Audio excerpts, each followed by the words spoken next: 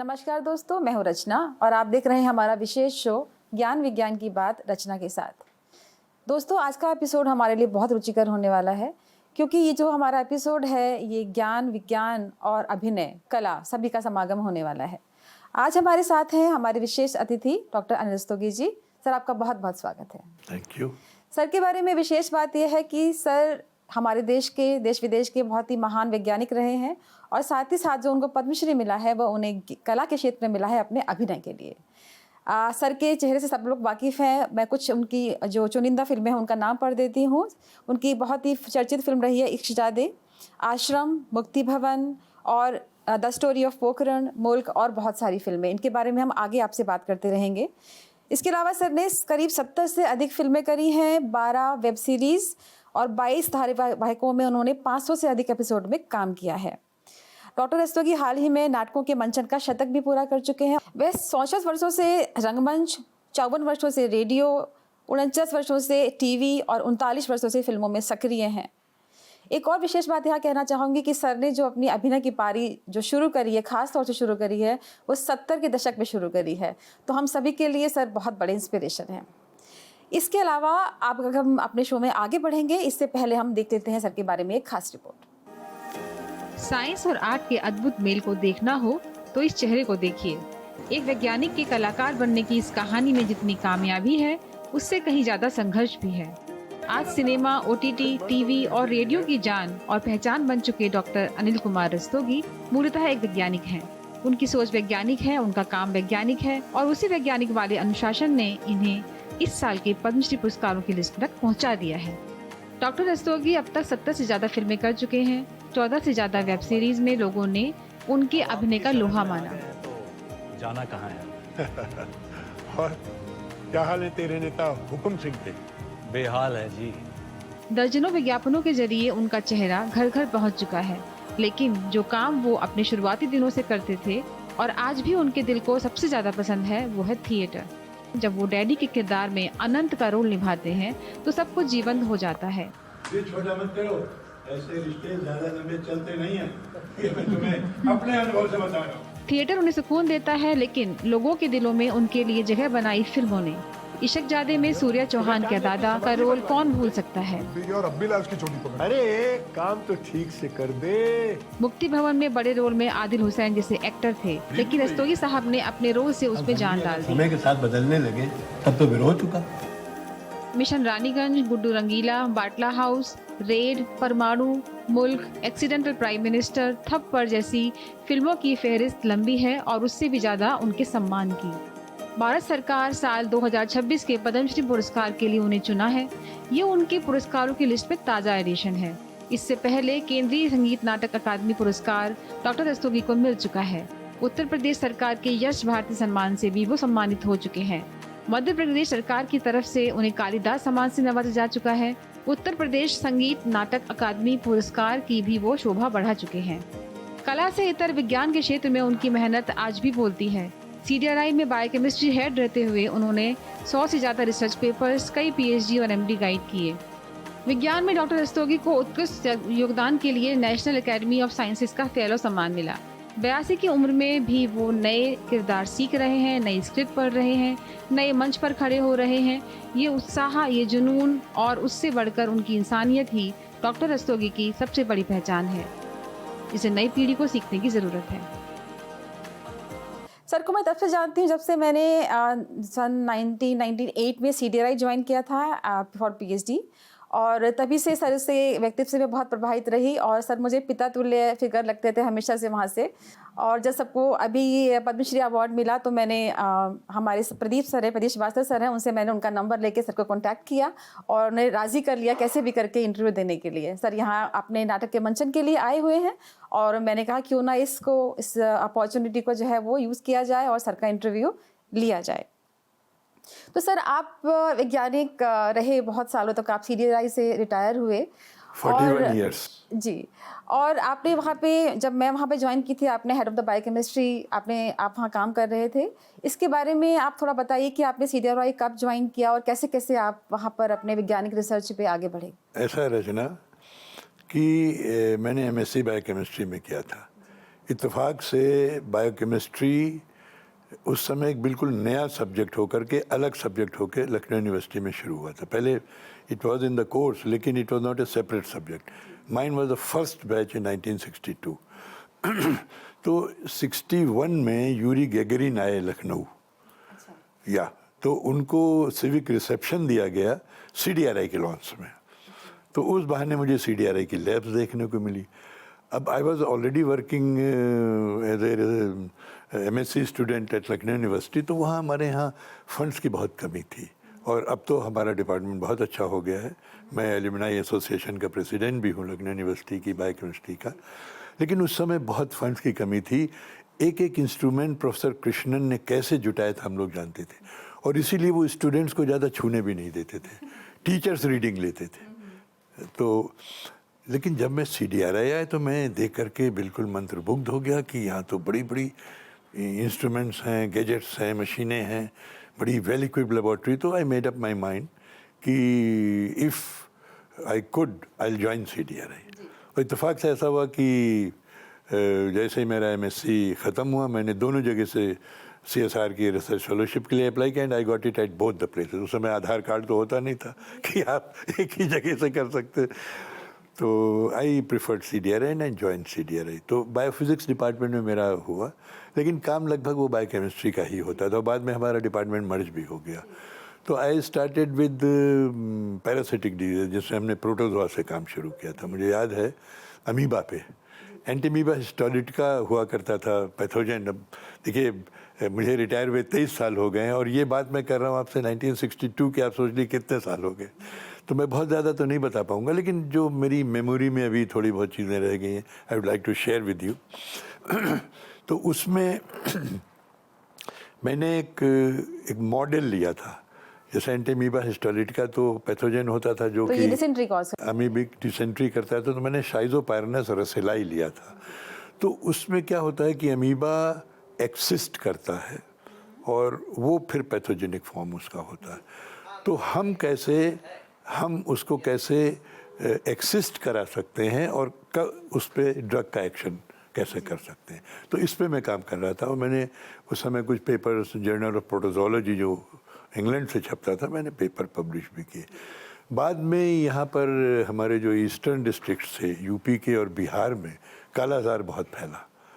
तो कालाजार की प्रायोरिटी हुई। वो लीशमानिया डोनोवनी एक ऑर्गेनिज्म होता है, उससे फैलता था। सैंड फ्लाई से फैलता है। सैंड फ्लाई से। सैंड फ्लाई जब उसकी सैंड फ्लाई के गट में होता है वो, तो सैंड फ्लाई जब इन्फेक्ट करती है जब किसी आदमी को, तो उसमें प्रोमेस्टिगॉट और एमेस्टिगॉट्स होते हैं। तो प्रोमेस्टिगॉट जहाँ तक मुझे याद है, it's a elongated structure with flagella. तो उससे मूवमेंट होता है फ्लैजलम की वजह से उसमें। तो उससे वो इन्फेक्ट करती है, फिर वो जाकर के सेल के शायद मैक्रोफाजेस में जाकर के वो चला जाता है, वहाँ वो अपने को एमेस्टिगॉट में बदल लेता है। अब एमेस्टिगॉट जो बन जाता है वो स्फेरिकल या सर्कुलर फॉर्म का होता है, वो वहाँ मल्टीप्लाई करना शुरू कर देता है। तो उसको मारना बहुत ज़रूरी होता है, और उसी की जब वो पूरे मैक्रोफाज के ऊपर जब छा जाता है, तो मुझे लगता है कि कालाजार जो कहते हैं बीमारी वो होती है, जिसमें काले काले पैचेस वगैरह पड़ जाते हैं। इसीलिए इसको काला ज्वर भी कहा जाता है। काला ज्वर भी कहा जाता है। इस पे बहुत ज़्यादा काम प्रोफेसर SS श्याम सुंदर अग्रवाल जी ने बनारस में किया है, जिनको इस बार पद्मश्री भी मिला है। हमने उनसे भी थोड़ा कोलैबोरेशन मेरा हुआ। वो ही यूज टू हेल्प अस। मेरी एक कलीग रही हैं नीलू सिंह, डॉक्टर नीलू सिंह, वो इस पे काम करती थी मेरे साथ में। तो उसमें उन्होंने कुछ काम इस पे HLA टाइपिंग वगैरह आयरलैंड में भी जाकर के की थी। तो हमने जो पेपर पब्लिश किया है उसमें आयरलैंड के भी एक साइंटिस्ट हैं, I am forgetting his name. तो और इसमें गाइडेंस हमें अक्सर डॉक्टर श्याम सुंदर से भी मिलती थी, because he was an even at that time he was an authority on. तो उसमें हम लोगों ने काम किया एमेस्टिगॉट स्पेसिफिक एंटीजेंस के ऊपर, लीशमानिया डोनोवनी के मेटाबोलाइट्स और एमेस्टिगॉट्स के एंटीजेंस के ऊपर। एंटीजेंस होते हैं बेसिकली एंटीबॉडी जनरेशन में काम आते हैं। उसको करके अगर हम उनके अगेंस्ट एंटीबॉडी जनरेट कर सकते हैं तो प्रॉब्ली वी कैन किल एमेस्टिगॉट्स। तो इस पे हम लोगों ने काम किया। फिर बाद में उसके बाद आपने शायद डायबिटीज़ पे भी काम किया। जैसे नेशनल लेबॉर्ट्री है तो डायबिटीज़ पे हम लोगों ने काम शुरू किया। इत्तेफाक से इस बीच में हमने कुछ CDRI में कुछ टेक्निक्स भी डेवलप की। हमारे यहाँ रेडियो आइसोटोप फैसिलिटी तो थी, लेकिन बहुत ज़्यादा इक्विप नहीं थे हम लोग, तो मुझे BRC ट्रेनिंग पे भेजा गया, Bhabha research institute. Bhabha atomic research centre. मैं वहाँ 2 महीने की ट्रेनिंग पे रहा। फिर 1 हफ्ते की ट्रेनिंग में मैं चंडीगढ़ में एक डॉक्टर स्तोगी थे, वो भी रेडियो इम्यूनो ऐसे करते थे, मैं वहाँ ट्रेनिंग पे गया। And I established A radio isotopes का रेडियो इम्यूनो एसे की लैब मैंने CDRI में। मेडिकल कॉलेज में डॉक्टर KD वर्मा थे, वो काम कर रहे थे ऑन दिस थायराइड के ऊपर, लेकिन उनके पास कोई मेथड नहीं थी कि थायराइड की क्वांटिटी कैसे नाप। आज की डेट में तो हमारे सबके टेस्ट उसी मेथड से जनरली होते हैं। थायराइड के जो टेस्ट होते हैं TH, जिसमें हम लोग T3 T4 में TSH, हाँ सारे के सारे रेडियो आइसोटोप के राइट। तो through वो ही। हमने यहाँ CDRI में इस्टेब्लिश किया ट्रेनिंग ले करके। और आप सोचिए कि हम महीने में 1 बार लगाते थे, and we used to get samples from whole of Lucknow, कभी कभी लखनऊ के बाहर के भी सैम्पल्स आते थे, and we used to do free of charge. तो ऐसे ही हमने इंसुलिन की भी टेक्निक वहाँ पर इस्टेब्लिश की कि इंसुलिन ऐसे भी नहीं था, तो इसकी हमने रेडियो इम्यूनो ऐसे हमने CDRI में इस्टेब्लिश किया, और हम कई साल तक करते रहे। फिर बाद में थायरोकेयर वगैरह चीज़ें शुरू हो गई, तो फिर वी स्टॉप्ड इट। और इस बीच में हमने डॉक्टर CG अग्रवाल ने, बहुत ही फेमस नाम है हमारे यहाँ मेडिकल, वो हेड ऑफ द डिपार्टमेंट भी रहे KGMU में, मेडिसिन डिपार्टमेंट के। He was doing his MD at that time, तो उन्होंने MD मेरे कोलेबोरेशन में की थी। उसकी जो थीसिस की थी, it was with my collaboration.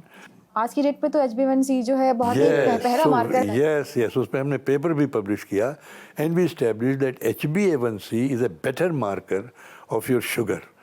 जैसे कि उससे क्या होता है कि आपकी 3 महीने में क्या शुगर का लेवल आपका रहा है। देखिए, आज आपने शुगर लेवल की, मान लीजिए आपने रात में इंसुलिन ली है, सुबह आपने उसका सैंपल लिया, और मान लीजिए ड्यूरेशन आपका कम रहा है ना।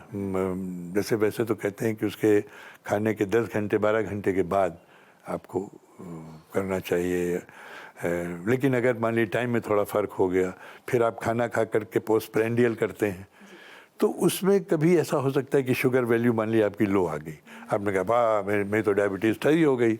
But if you do HbA1c तो आपको पता लगे कि पिछले 3 महीने में आपकी शुगर का क्या पैटर्न है। So now it has become a very important marker. So this we used to do for public, you see. फिर तो बाद में लैब्स में काम शुरू हो गया, लैब्स करने तो ये लगे। फ्री सर्विस थी पब्लिक के लिए, CDRI से फ्री सर्विस। हाँ, फ्री सर्विस हम लोग करते थे, because it was a government. और हमारे डायरेक्टर्स ने भी, डॉक्टर नित्यानंद थे उस समय हमारे director, he also promoted it. किन्हीं रसोगी, we are a government lab and we are committed to society also. सो अगर ये काम तुम कर रहे हो, इट्स गुड वर्क।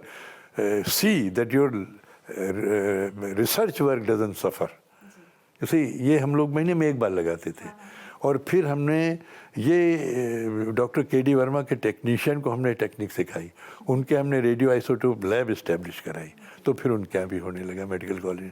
तो सर, जैसे आपने नेचर प्रोडक्ट्स पे काम किया, तो आपके हिसाब से जो एक लेमन समझ सकता है, नेचर प्रोडक्ट्स की जो मेजर मैकेनिज्म होती है, आई थिंक एंटीऑक्सीडेंट मैकेनिज्म सबसे ज़्यादा मेजर होती है। जो अब वो कई मैकेनिज्म्स होते हैं, antioxidant is of course one of the major mechanism, but उसके भी और भी कई तरीके होते हैं। वो टारगेटेड भी होते हैं कि प्रोटीन टारगेट्स भी होते हैं जिस पे मेडिसिनल प्लान काम करते हैं। मतलब variety of work I was doing in CDRI। तो आपने JRF ज्वाइन किया था CDRI को, और आपने साइंटिस्ट जी पे जो है करके आपने छोड़ा। It's a long journey at CDRI। या और सबसे बड़ी बात यह है कि हमारे यहाँ प्रमोशंस जो होते थे वो इंटरव्यूज़ के थ्रू होते थे।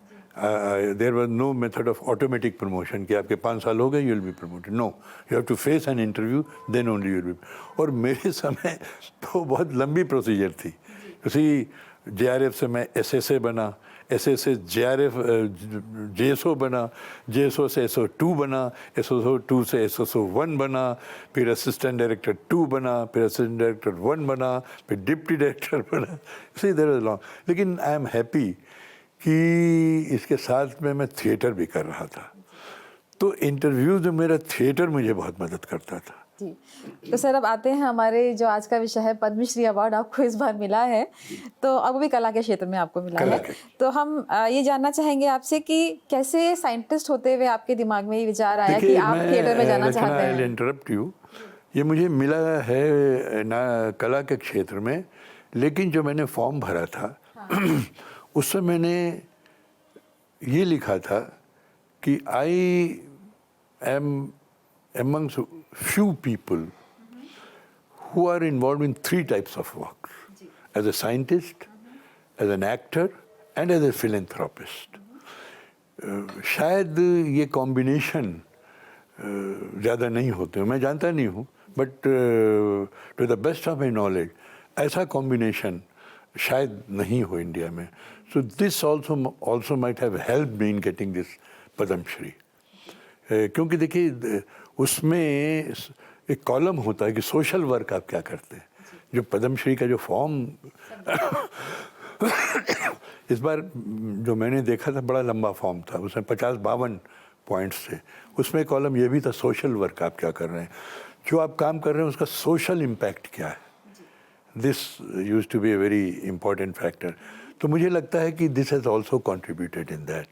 तो जाहिर है कि चूँकि मेजर वर्क मेरा जो आफ्टर रिटायरमेंट जो मैं कर रहा हूँ that is in the field of art, तो मुझे I applied for art and I got it in. तो बेसिकली तीनों चीज़ों ने ही आपको मदद की होगी ये अवार्ड दे हेल्प मी, या आई थिंक सो. तो आपने थिएटर में जाने का कैसे सोचा जब आप साइंटिस्ट की तरह काम कर रहे थे CDRI? नहीं, फैक्ट एक्चुअली थिएटर में क्या हुआ कि थिएटर लखनऊ में बहुत होता नहीं था. मैं जिस इलाके में रहता था उस समय मदन मोहन हिंदू एसोसिएशन करके एक हमारे अशरफाबाद में, अशरफाबाद और बाग मक्का वगैरह में बहुत से रस्तोगीज रहते थे, तो वहाँ होता था. तो बाग मक्का मेरे घर के पास था, मैं वहाँ नाटक देखा करता था. और मैं देखता था जब लोग नाटक करके निकलते साहब उनकी बड़ी तारीफ होती, यार क्या रोल किया है तूने. तो मुझे लगा क्यों ना एक बार मैं भी अपनी किस्मत आजमाऊँ. तो मेरे अंकल उसमें काम करते थे, टोनी बाबू कहलाते थे. मेरे मैटरनल अंकल. मैंने उनसे कहा मामा जी ज़रा कभी मुझे भी मौका दीजिए. उनका मौका क्या, अगला प्ले होने जा रहा है उसमें तुम रोल करो, मैं तुम्हें दिलवाऊंगा रोल. तो उस समय Sudhanshu, you know Bengalis have been very good in art right from the beginning. तो हमारे पास में वहीं बाग मक्का में एक बंगाली फैमिली रहती थी. सुधांशु बोस जो डायरेक्टर थे और स्वराज बोस जो मेकअप करते थे. वो बेसिकली बंगला के टीचर भी थे लखनऊ यूनिवर्सिटी में भी और शिया कॉलेज में भी पार्ट टाइम क्लासेस लेते थे. But he was very expert in makeup. और आज तो कोई मेकअप करते हैं लोग, पढ़ते नहीं हैं. वो जैसे उस ज़माने में हिस्टोरिकल प्ले ज़्यादा होते थे. DL रॉय साहब हुआ करते थे बंगाल के, द्विजेंद्र रॉय. उनके हिस्टोरिकल नाटक नूरजहाँ, शाहजहाँ, मेवाड़, पतन, राणा प्रताप, ऐसे नाटक होते थे. तो वो पढ़ करके बाकायदे कैरेक्टर को देख करके कि क्या कैरेक्टर है, उसकी क्या स्थिति है, मेकअप करते थे. ये मैंने सिर्फ ये कला उन्हीं में देखी. तो वो पहला नाटक उन्होंने डायरेक्ट किया था. फिर उसमें सब मुझे भी तारीफ मिली. मैंने मंत्री विजय सिंह का रोल किया था. नाटक था नूरजहाँ. उसमें जहांगीर का रोल, हमारे यहाँ एक पॉलिटिकल साइंस के एक प्रोफेसर थे क्रिश्चियन कॉलेज में, डॉक्टर घनश्याम दास. वो बहुत दिनों से रोल कर रहे थे. Was great actor. और प्रमोद बालाजी जो बीवी नातियों वाली में थी वो नूरजहाँ का रोल कर रही थी. तो उनके साथ पहला मेरा नाटक. बेसिकली आपके मामा जी ने आपको जो है उकसाया नाटक करने के लिए. तो वो हुआ. फिर मैंने एक अपनी संस्था बनाई, उससे नाटक करने लगा.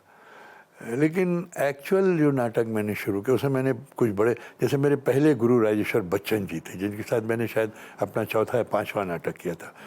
इन लोगों के साथ नाटक काम किया, लोग डायरेक्शन देते थे, मैं कर लेता था. बट राजेश्वर बच्चन जी हालांकि खुद कोई उनकी एजुकेशन नहीं थी थिएटर में, ट्रांसपोर्ट डिपार्टमेंट में काम करते थे.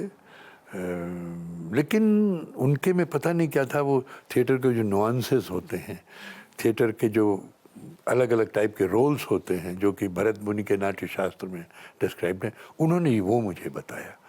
तो उनको मैं अपना पहला गुरु मानता हूँ, जिनके साथ 5वां 6ठा नाटक था मेरा वो. फिर तो सिलसिला चलता रहा. KB चंद्रा साहब थे, सॉन्ग एंड ड्रामा डिवीज़न में काम करते थे, बड़े भारी डायरेक्टर माने जाते थे.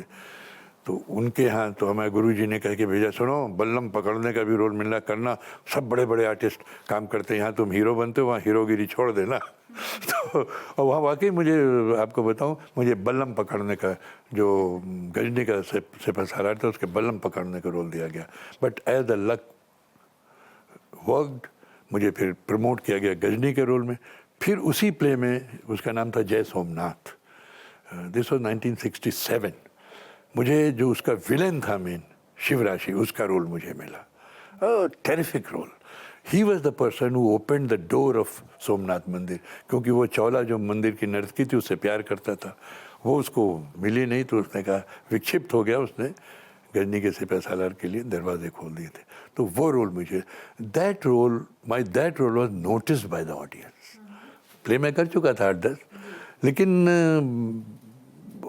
ऑडियंस ने, जो थिएटर की ऑडियंस थी, उन्होंने इतना नहीं, उन्होंने देखा इस लड़के में कुछ दम है। तो उसका फ़ायदा मुझे मिला 1972 में। Darpan used to be a very big organization in Kanpur. They introduced one branch in Lucknow in 1971, और उन्होंने 2 नाटक बहुत अच्छे किए। आपने माया गोविंद जी का नाम सुना होगा, बहुत बड़ी फेमस लिरिसिस्ट थी। राम गोविंद जी अब तो बेचारे दोनों नहीं हैं, जिन्होंने उसके डायलॉग्स लिखे थे, महाभारत के लिखे थे, रामायण के लिखे थे, बहुत अच्छे दोनों, वो लोग फाउंडर्स थे इसके। तो उसमें बीवी कारंत आए लखनऊ 72 में, and I was lucky enough to be called to join their group. और उसमें शुरू में ही मुझे हीरो का रोल मिल गया। उसमें उन्होंने हैवदन गिरीश कर्नाड जी का किया था, उसमें 2 हीरो हैं, कपिल और देवदत्त। पद्मिनी किया था शोभना जगदीश ने, who has been very famous anchor and news reader. उसका भी पहला नाटक था वो मेरा, खैर मैं कर चुका था, मैं था, विजय वास्तव जी थे। So that actually brought drastic change in my theatre life. तो मैं CDRI में भी करता था नाटक। तो आपने कैसे बैलेंस किया साइंटिफिक? बैलेंस में रचना ऐसे कर पाया कि एक तो मेरे जो एक्सपेरिमेंट्स होते थे, मैं ऐसे प्लान करता था कि मेरे शाम तक हो जाए, लेकिन कुछ एक्सपेरिमेंट्स लंबे चलते थे, तो उनको मैं ऐसे प्लान करता था कि फिर मैं रात में जा कर के कहता, यू मस्ट हैव नोटिस्ड कि हम लोग की लैब में कभी लाइट्स ऑफ नहीं होती थी, ताला बहुत कम बंद होता था, यू सी। तो राउंड द क्लॉक हम कर, मुझे याद है जब मैंने प्रोटोजोआ का काम शुरू किया, मेरे एक को साइंटिस्ट थे सैयद अहमद इमाम, मुझे याद है मैं रात में 2-2 बजे उनको अपनी स्कूटर में बिछा करके हम लोग लैब जाते थे। उसमें जो एंसिस्टमेंट वाला जो मैंने प्रोटोजोलॉजी का बताया, शाइदोपाइनेरसलाइक, उसका एक्सिस्टमेंट वगैरह देखने के लिए वो टाइम फैक्टर से देखते थे, 4 घंटे में कितना हुआ, 8 घंटे में कितना हुआ, 12 घंटे में कितना हुआ। क्योंकि लैब में आप दूसरों पे डिपेंडेंट रहते हो कि आपका जो बायोलॉजिकल मॉडल है वो कब काम कर रहा है, आपको उनके हिसाब से काम करना पड़ेगा नेचुरली, यू सी। तो अक्सर ही होता, और यही नहीं, मैं आपको बताऊं, जर्मनी में जब मैं 2 बार मैं DAD फेलोशिप में जर्मनी गया। उसमें पहली बार मैं 73 में गया था to learn molecular techniques in biology. You see, हमारे यहाँ ज़्यादा मॉलिकुलर टेक्निक्स उस समय नहीं यूज़ होती थी। तो DAD में मेरा सिलेक्शन हुआ और मैं यूनिवर्सिटी ऑफ स्टुटगार्ट होएनहाइम में मैंने काम किया। तो 1.5 साल मैं वहाँ पर था। I got extension of 3 months। वो भी मुझे आना पड़ा, मेरी मदर बीमार हो गई, otherwise I would have worked more there. तो वहाँ भी मेरा प्रोफेसर कहता था कि जाइए आप, जाकर के घूमिए घामिए, आप तो हर समय लैब में लगे रहते हैं। लेकिन मैंने कहा नहीं, मुझे सरकार ने भी मुझे भेजा टेक्निक सीखने। ये मुझे साइंस ने सिखाया कि how to go step by step, you see, और डिसिप्लिन। क्योंकि थिएटर में लोग बड़ा कैजुअल लेते थे, 6 बजे से रिहर्सल है, कोई 7 बजे आ रहा है, कोई 8 बजे आ रहा है, कोई 5 बजे आ रहा है, कोई लाइक दैट। तो एक जो डिसिप्लिन साइंस की होती है, because until unless you work in A discipline in science you can not get success. तो वो डिसिप्लिन मुझे सिखाई साइंस ने, और थिएटर ने मुझे सिखाया power of expression, how to present the work, how to present yourself. इसी वजह से मेरे किसी इंटरव्यू में बल्कि होता ये था, अक्सर आपको बताऊं कि कोई मेरा कलीग है, he might have, I must admit I was not a very top grade scientist in CDRI, आप भी जानती होंगी। I was better than average, I must say। मैं हमारे यहाँ एक आध जैसे डॉक्टर CM गुप्ता हैं, डॉक्टर कंबोज थे, doctor Nityanand they had a different calibre, you see. मैं उस कैलिबर का साइंटिस्ट नहीं था, लेकिन ये था कि जो मैं काम करता था लग के करता था, और to the best of my capacity and capability I used to do it, and same I used to do in theatre. और मैं, I can not be Naseeruddin Shah, I can not be Pankaj Kapoor, I can not be Manoj Bajpayee, लेकिन जो मेरे में है I must give my best, you see, this is what I try. आपका एक statement है, आप खुद को डायरेक्टर का एक्टर कहते हैं, इसके बारे में क्या कहना चाहते हैं? बिल्कुल बिल्कुल बिल्कुल। देखो, जैसे मैं बताऊं आपको, जैसे डैडी प्ले है, तो सूर्यमोहन कुलश्रेष्ठ इसके डायरेक्टर है। तो अक्सर मैं सूर्यमोहन से कहता हूं कि यार ये सिचुएशन है, how I have to behave, so he will guide me. He is a very experience director, and I think one among the top most directors of northern India.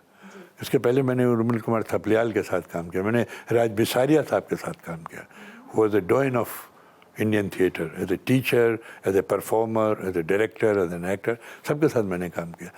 तो मैं, डायरेक्टर मुझे गाइड करता है। हालांकि कभी ऐसा होता है कि आई डोंट एग्री, तो उसमें आई पुट माई केस कि I would conceive it like this. तो इफ डायरेक्टर एग्रीज कि हाँ what you are saying is will give better result, तो वो करता हूँ, otherwise I do as director से। ऐसे मैं आपको बताऊँ, एक मैंने फिल्म की है रेणुका शाहने के साथ, that is on Alzheimer, 10 minute की शॉर्ट फिल्म है। उसको एक इंटरनेशनल, उसका नाम है आठवण, मराठी फिल्म है वो, विद सबटाइटल्स इन इंग्लिश। तो आठवण मीन्स मेमोरी। तो उसमें मैंने अल्जाइमर पेशेंट का काम किया, that was done in I think 2017। अब मैंने रेणुका से कहा, ना रेणुका मुझे मराठी आती है ना मुझे, मैंने कभी, बोले सर आप आ जाइए, मराठी जितनी बुलवानी मैं आपसे बुलवा लूँगी। अल्जाइमर पेशेंट के रूप में क्या करना, आई विल गाइड यू। आप, मैं आपको बताऊँगी कि वो ऐसे बिहेव करता है, no you have to enact. तो जाहिर है कि उसमें अगर कोई मुझे, I call this film amongst my best works, one of the best work, one of few best work जो मैंने किए हैं, तो उसका क्रेडिट मैं रेणुका को देता हूँ कि अगर उसमें कोई मेरी तारीफ़ करता हूँ, मैं कहता हूँ नहीं, तारीफ़ रेणुका की करो, because she guided me, I just only try to do what he. इसी तरह मैं इस प्ले का क्रेडिट मैं सूर्यमोहन, ऐसे ही मैंने यहूदी की लड़की प्ले किया। आप सोचिए, यहूदी की लड़की प्ले का, यहूदी का रोल अनुपम खेर साहब कर रहे थे, ही वॉज इन लखनऊ। तो उर्मिल कुमार थपलियाल डायरेक्ट करते, पारसी शैली का प्ले, आकाश कश्मीरी का लिखा, which is a different style, थोड़ा प्रोजेक्शन ज़्यादा होता है, थोड़ा हाव भाव ब्रॉड होते हैं, जेस्चर्स ब्रॉड होते हैं, कॉस्ट्यूम्स वैसी होती हैं। तो अनुपम खेर साहब was doing, I was doing Brutus, but Kher साहब had to leave because he got some big assignment in Mumbai. तो उनका अनिल जी मैं तो नहीं कर पाऊँगा। तो मैंने कहा ऑफ कोर्स भाई, how can I stop you when you are going getting some big opportunity in Bollywood. तो फिर मुझे वो करना पड़ा। अब आपको बताऊँ, मैं उसका एक एक डायलॉग मैंने उर्मिल कुमार थपलियाल के साथ बैठ के किया, क्योंकि उसके जो उतार चढ़ाव है, जो वर्सेस में जो उसका जो रिसाइटेशन है, Thapliyal taught me that, so I give credit to Thapliyal for that. ऐसे मैंने सखाराम बाइंडर प्ले किया। सखाराम बाइंडर प्ले उस ज़माने में बहुत कंट्रोवर्शियल माना जाता था, बड़ा bold play. I am talking to of mid-70s। तो राजेश्वर बच्चन जो मेरे गुरुजी थे, उन्होंने कहा अनिल तुम्हें रोल करना। मैंने कहा कि गुरुजी मुझसे नहीं हो पाएगा। बोले no, you have to do it. उसका डायलॉग ही है, मुंह में गाली और बीड़ी हर वक्त रहती है। अब now imagine myself doing with गाली और बीड़ी ऑल द टाइम। तो वो ही guided me how to do it. तो इस वजह से ये, जैसे मैंने विभास अभी प्ले किया, द ओल्ड वर्ल्ड का एडेप्टेशन है, ये राज बिसारिया साहब ने शेक्सपियरियन कंपनी करके, जो शशि कपूर जी के mother in law father in law थे, वो इंग्लैंड से आए थे। उन्होंने हमारे यहाँ लखनऊ में रविंद्रालय में 1984 में वो प्ले किया था इंग्लिश में, और उस पर राज बिसारिया साहब ने उसका टाइम्स ऑफ इंडिया में 3 कॉलम का उसका रिव्यू लिखा था। तो मैंने उनसे कहा सर, मैं उनके साथ एक प्ले कर चुका था, barefoot in Athens, and he has been a terrific director, very big designer. तो तो मैंने कहा साहब एक प्ले और करना चाहता हूँ। बोले ये स्क्रिप्ट ला के मुझे दे दो, मैं तुम्हारे साथ करूँ ओल्ड वर्ल्ड की। कैन यू बिलीव, मैंने एम्बेसी को लिखा, हमारे एक डॉक्टर साबिरा हबीब हैं जो रशियन की टीचर हैं, बहुत से उन्होंने उनको कहा, 2 साल तक मैं स्क्रिप्ट ढूंढता रहा। फिर इंग्लैंड से मैंने ऑक्सफोर्ड स्ट्रीट में एक शॉप थी, वहाँ से मैंने वो स्क्रिप्ट मंगवाई, उसको मैंने किया। तो उसमें एक डॉक्टर का कैरेक्टर, ओनली 2 कैरेक्टर्स का प्ले है, मैं और शोभना जगदीश, जो कि एक डाइवोर्सी है, मैं विडोअर हूँ। तो later on she comes as a patient, then they develop very healthy relationship and she stays back. तो अब उसमें राज साहब ने मुझे गाइड किया। तो देखिए छोटे मोटे प्ले की बात तो अलग है, लेकिन जो मेजर प्लेस होते हैं उसमें मैं डायरेक्टर को पूरा क्रेडिट देता हूँ, उसकी सुनता हूँ मैं। और फिल्म में भी यही है। अब जैसे आश्रम था, Prakash ji gave me an idea कि रस्तोगी ये कैरेक्टर है आपका। अब I try to portray accordingly.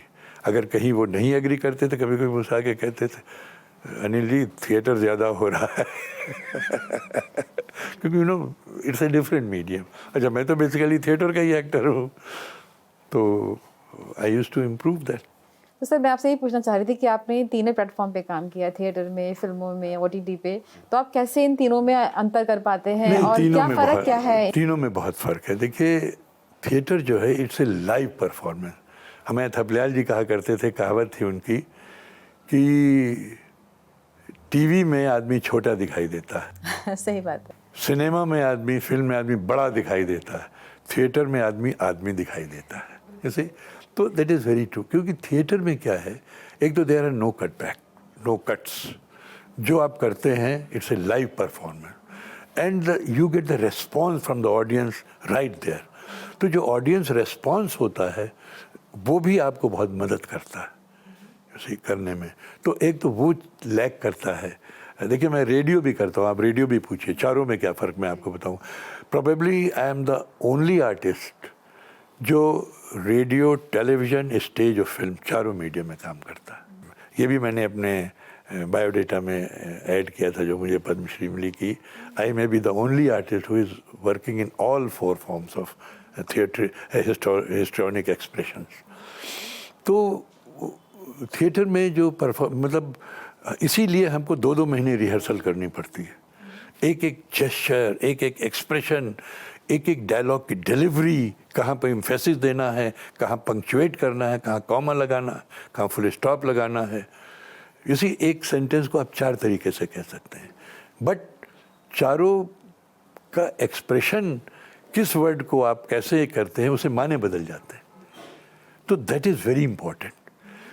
Film में क्या होता है कि आप करते हैं, कभी कभी डायरेक्टर ने कहा नहीं ये, तो आप कहते हैं अच्छा मैं आपको 4 स्टाइल दे रहा हूँ, जो आप समझिए एडिटिंग टेबल पे निकाल दीजिएगा।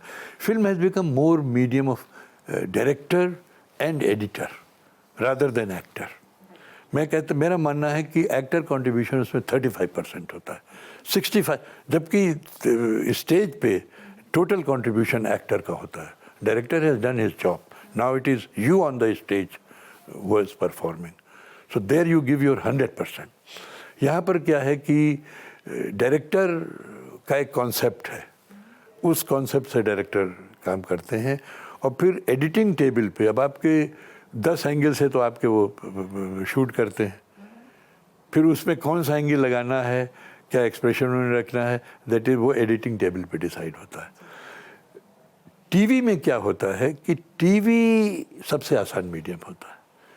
टीवी में आपको स्क्रिप्ट दी जाती है और आप उसको बोल दीजिए, उसमें कोई ज़्यादा कट्स वगैरह नहीं होते।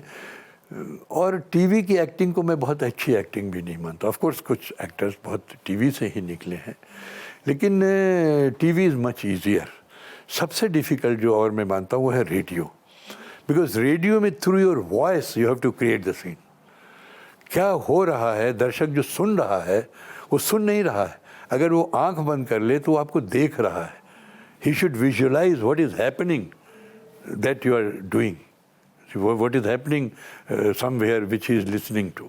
तो बेसिकली जो आपका वॉइस मॉड्यूलेशन है उसमें रेडियो ने आपकी बहुत हेल्प करी होगी। जब मैं आपको बताऊं, एक प्ले है सूर्य की अंतिम किरण से सूर्य की पहली किरण तक, ये बहुत मशहूर सुरेंद्र वर्मा जी हमारे हिंदी के प्ले राइट हैं, उनका लिखा हुआ है।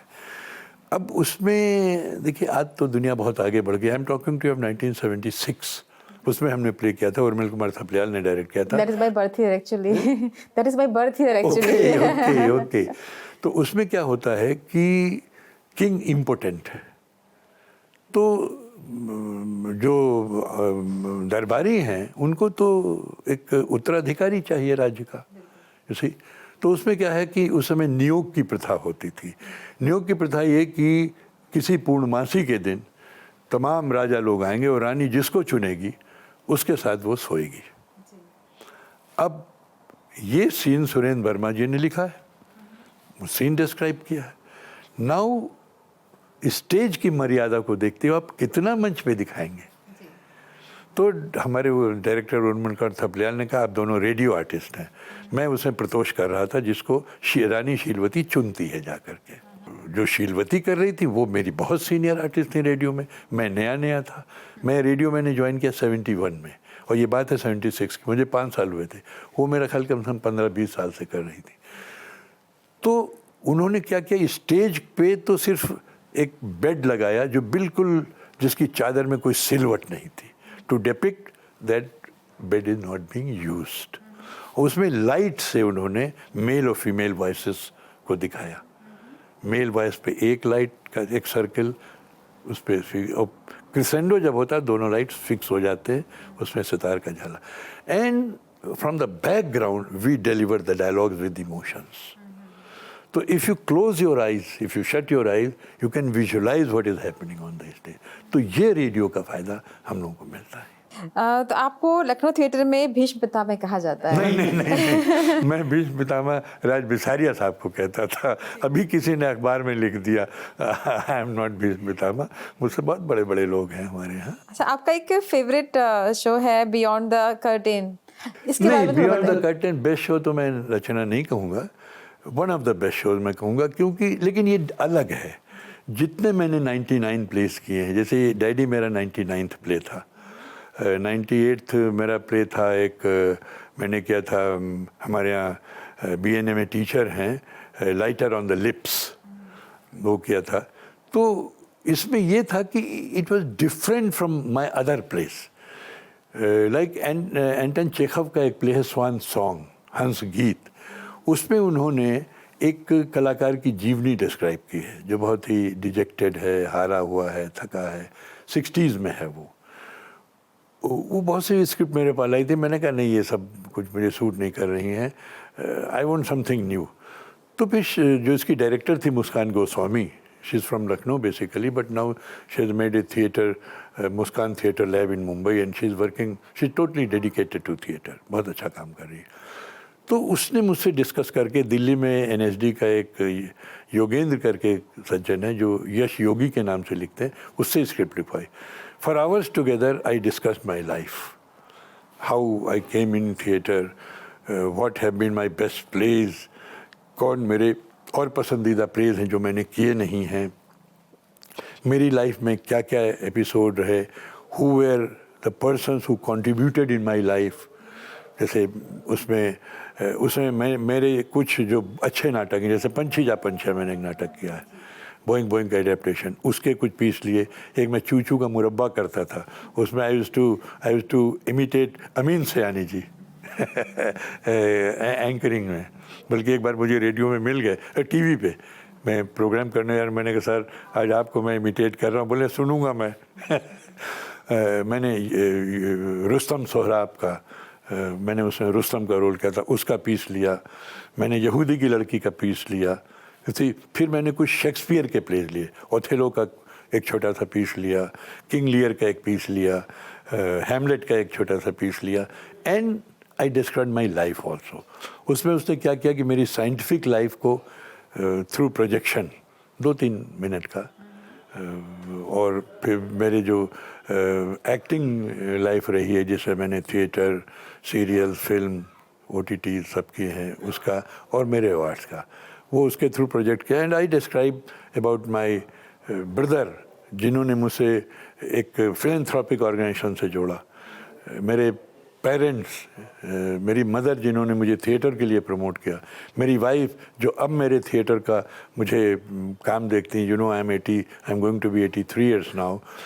इस उम्र में to be on the stage for 1 hour और more than an hour and delivering the dialogue and mugging up the dialogues on theatre is not easy। Sir मैं आपसे वही पूछना चाह रही थी अभी कि आपने 70 के दशक में एक्चुअली अपना एक्चुअल कैरियर शुरू किया है, जो कि अभिनय में शुरू किया है, जो आपको दर्पण में 72 में जो एक्टिंग, तो कैसे एनर्जी आपको मिलती है इस उम्र में आने के बाद, और अभी भी 83 इयर्स में आप चल रहे हैं? नहीं, और एनर्जी तो मैं अपने एक्टर से डिराइव करता हूँ, और लेकिन मुझे रोल जो है, आप सोचिए मेरी wife has been also a teacher, she is an anthropologist, और उनकी भी बड़ी कहानी है। मेरी शादी जब हुई थी, वेयर कंपेरेटिवली यंग, मैंने 18.5 साल में MSc पास कर लिया था तो मेरी उम्र 6 महीने बढ़ा करके लिखाई गई 19 साल। मैंने 4th क्लास में एडमिशन लिया था, so officially at the age of 19 I was MSc तो जनरली आप 20-21 साल में 22 साल में करते हैं। और मेरी जब शादी हुई, my wife was only high school pass, लेकिन उन्होंने देखा ये तो बायोकेमिस्ट है, बायोकेमिस्ट्री से इसने MSc किया है तो विदेश जाएगा, मैं तो यहीं छूट जाऊंगी। उनका मैं भी पढ़ूंगी। उन्होंने इंटर किया, BSc किया, MA किया, PhD किया एंथ्रोपोलॉजी में और जर्मनी जिस समय लैंग्वेज कोर्स में वाइफ नहीं जाती, वो मेरे साथ गई, तो वो जर्मन जो स्कॉलर जो आई थी लेडी, कहली आप कैसे जा रही हैं कि लैंग्वेज कोर्स में wife are not allowed, how are you going? उन्होंने कहा I have earn another fellowship in Germany तो खैर anyway, now she is now key person जो मुझे डेली याद कराती है मेरे डायलॉग्स। आप सोचिए पूरी स्क्रिप्ट वो मेरे साथ पढ़ती है एज माई को एक्टर, और मेरे लाइन्स देखती है, तो she helps me tremendously, otherwise it's not possible for me to do role at this age. अब आप ये जो प्ले बियॉन्ड द कर्टन मैंने किया है, इसमें एक को एक्टर था मेरा, लेकिन वो बहुत माइनर रोल है। Almost it's my solo performance for 1 hour and 10 minutes। या डैडी में 1.5 घंटे का प्ले है, जिसमें almost I speak for dialogues for almost an our.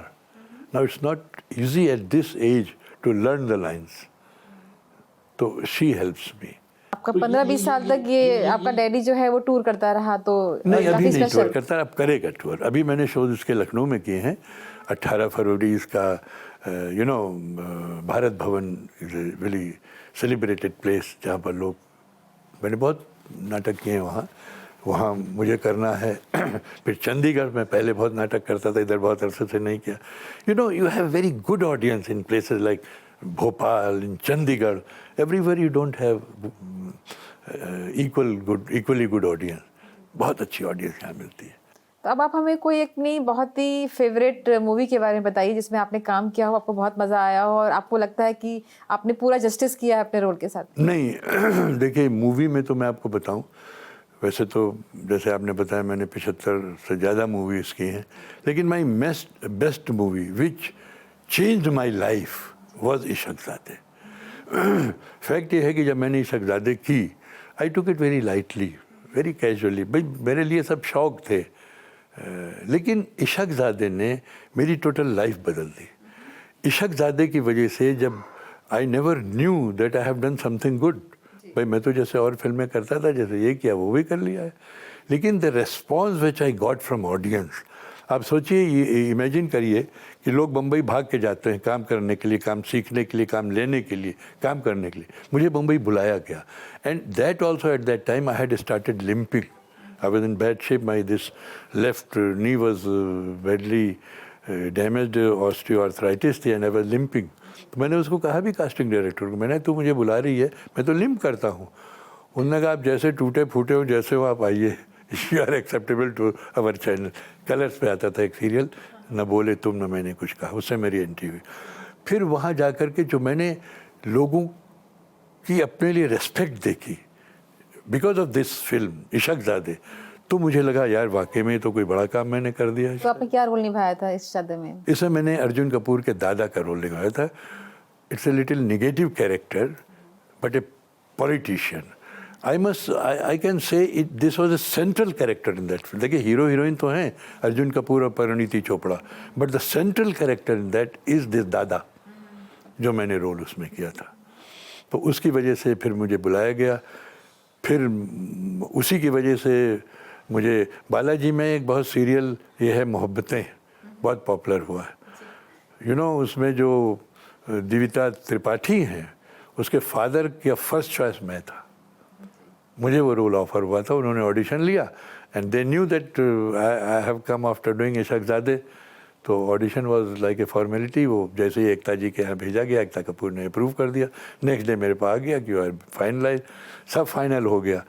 मैं उस समय 2 सीरियल शूट कर रहा था, एक तो जिसके लिए मैं बॉम्बे गया था, और एक था मेरा सीरियल दरीमा डायरीज़, वो चैनल नहीं शुरू हुआ था, उसके लिए वीकली वो था। तो जब मैंने लोगों को, अच्छा I was new to Mumbai, मैं क्या जानूँ डेली सोप में क्या होता है क्या नहीं होता है, तो मैंने अपने साथी को बताया। अरे बोले पागल हो गए हो क्या, पागल हो गए, ये 2-2 सीरियल आप कर रहे हो, एकता कपूर का सीरियल करेंगे, ज़रा पूछे कितने दिन महीने में शूट होगा। तो मैंने उस कास्टिंग डायरेक्टर से पूछा, मैंने कहा आप कितने दिन में ये शूट किए? बोले महीने में 26-27 दिन। अरे मैंने कहा नहीं बाबा, नहीं, आई एम नॉट फ्री। और वो एकता जी बड़ी मशहूर थी कि once you have sign the agreement you have to abide by that. और ठीक भी है, खैर वो तो देखिए। तो साहब मैंने उनसे मना किया। अरे बोले नहीं साहब, आपका एग्रीमेंट तैयार हो गया। मैंने कहा नहीं, I would like to be excused. Sir आपको क्या लगता है कि जैसे जो हमारे जो OTT का प्लेटफॉर्म अभी तो नहीं, अब तो काफ़ी सालों हो गए चलते हुए, क्या ये आपको लगता है कि छोटे कलाकारों को या फिर जो कि बहुत ही भूले बिसरे आपने कलाकारों बहुत अच्छी को, बात मुझसे पूछी। It has given exposure to lot of hidden talent. Even जो भूले बिसरे कलाकार हैं उनको भी बिल्कुल। देखिए मैं आपको एक boost देता प्रतीक है। जी का आपको एग्जाम्पल दूँ, प्रतीक गांधी जी, उनके साथ मैंने एक फिल्म की थी भवई। मैं मुझे पता नहीं उसके पहले उन्होंने कोई काम किया था नहीं किया था, but at least I didn't know much about him. Is a very good person. मेरी उनकी वहाँ मुलाकात हुई। लेकिन साहब वो स्कैम जो उनका OTT पे आया, उससे ओवरनाइट ही बिकेम स्ट्रॉन्ग। ये जो है त्रिपाठी, अपना पंकज एक सीरियल, हालांकि वो सीरियल सिर्फ पायलट बना था, पायलट मैंने किया, आगे मैंने नहीं किया। चैनल ने बहुत मुझे प्रेशराइज किया, लेकिन by that time I had taken a serial in Balaji, daily soap वो भी थी। तो बल्कि वो कह रहे नहीं, you have signed an agreement with us, how can you deny it. मैंने कहा आप 6 महीने के बाद एग्रीमेंट लेके आ रहे हैं, मैं 6 महीने बैठा थोड़े रहूँगा, कर लीजिए आप मुकदमा। तो he has been a good actor. उनका वो सीरियल चला, लेकिन उस सीरियल से उनको नहीं जाना। जैसे ही उनका ये आया, क्या नाम है, Mirzapur, overnight he became a star. और भाई Pankaj Tripathi is a very good actor. भाई एक्टर तो हैं ये लोग सब अच्छे, लेकिन जो नेम एंड फेम, जैसे बॉबी देओल साहब है, मैंने तो उनके साथ काम किया है आश्रम में। लोग जानते थे सनी देओल के भाई हैं, लेकिन उनको वो पॉपुलैरिटी उतनी नहीं मिली, एक्सपोजर नहीं मिला जितना उनको इसमें मिला। आज देखिए वो भी स्टार हो गए। तो और दूसरे, फॉरगेट अबाउट दिस पीपल। मैं आपको लखनऊ की बात बताऊं। हमारे लखनऊ में एक से एक अच्छे आर्टिस्ट हैं। अब उनको एक्सपोजर, किसी के फैमिली कंपल्शंस हैं, किसी के और कंपल्शन हैं, बम्बई नहीं जा सकते हैं। ये जो OTTs आए, उसकी शूटिंग हमारे छोटे छोटे शहरों में भी शुरू हुई। मतलब छोटे शहर में इस माने में कहूँगा कि बॉलीवुड मेट्रो में नहीं, ऐसे नहीं है, तो यहाँ उनको एक्सपोजर मिला। जैसे मुझे ही, मैं आपको बताऊं, मैं जो अपने मेजर वर्क हैं, जैसे उसमें उड़ान पहला सीरियल था। अब तो आपकी तो पता नहीं, पैदाइश में नहीं होगी, 1989 में छोटी सी आता था। बच्ची जिसमें, हाँ नहीं देखा है मैंने। हाँ, जो फिर कविता चौधरी ने किया था।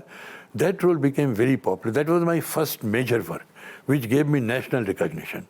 आप सोचिए कि मैं एज ए साइंटिस्ट, मैं तमाम मीटिंग्स, कॉन्फ्रेंसेस अटेंड करता था। भाई हम लोग की तो मीटिंग्स होती हैं, वहाँ कहीं मुझे पेपर प्रेजेंट करना है, कहीं मुझे लेक्चर देना है, कभी मैं एग्जामिनर होके जा।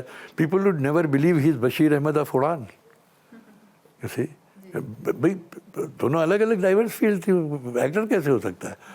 तो उसके बाद जो OTT ने जो मुझे एक्सपोजर दिया, ये प्रकाश जी की जो आश्रम थी, वो भी आई गॉट बाई चांस। उसमें उम्मीद नहीं थी, मैं ऐसे ही कैजुअली चला गया। तो उन्होंने मुझसे बात की, वो थिएटर ही के एक्टर्स प्रेफर कर रहे थे शायद।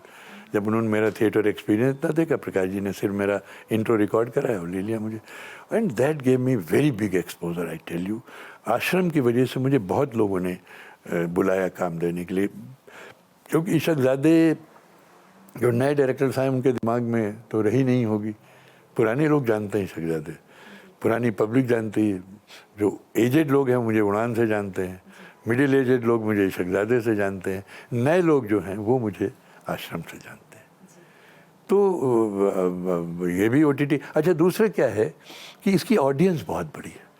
मुझे याद है जब आश्रम रिलीज़ हुई थी, जो डेटा इसका आ रहा था कि millions and millions of people were seeing it. Film लोग इतनी नहीं देखते हैं, फिल्म की ऑडियंस लिमिटेड होती है, तो उसकी वजह से OTTs हैव मेड। अच्छा, शुरू में 2 ही 3 थे चैनल्स, प्राइम टाइम या अमेज़ॉन या ये नेटफ्लिक्स, मैं तो ज़्यादा जानता नहीं, यही थे। आज 300 हैं। मेरे शहर में 2 बन गए, लखनऊ में। तो OTTs have done miracle and they have given good work to good talent also. Thank you so much sir. तो अब हम समाप्त करते हैं एपिसोड, और मुझे पूरा विश्वास है कि हमारे दर्शकों को ये एपिसोड बहुत ही इंटरेस्टिंग लगा होगा, बहुत ही रोचक लगा होगा, और बहुत सारे ज्ञान विज्ञान की बातें हमारी आज असल में हुई हैं, ज्ञान की भी और विज्ञान की भी। इसी के साथ हम इस एपिसोड को समाप्त करते हैं और मिलते हैं एक नए शो के साथ। सर, आपका फिर से एक बार बहुत बहुत धन्यवाद।